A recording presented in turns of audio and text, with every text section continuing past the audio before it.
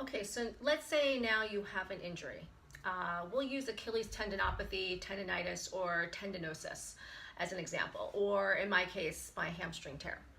You want to train smart through this injury, and there's definitely ways to train smart, and there's definitely dumb ways to train through an injury.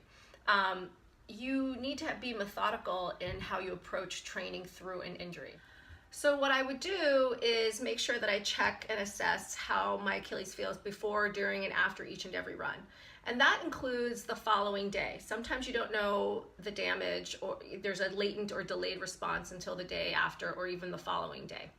The other thing I would do is after the run, I would definitely palpate or use a roller. Palpate just generally means feel the area and the surrounding areas to see how tender and sore they are. Sometimes you don't feel pain, but when you actually palpate and inspect the muscle, either with a roller or with a ball or with your own hands, you'll find hot spots and things that indicate that there has been some soft tissue irritation to the area.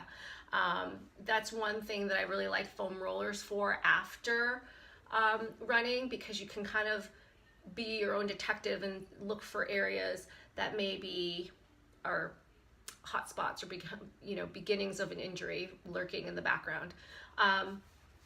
The other thing is to test the muscle power. So muscles, you want to check the range of motion, you want to check the power. So can you do 30 single leg calf raises without pain?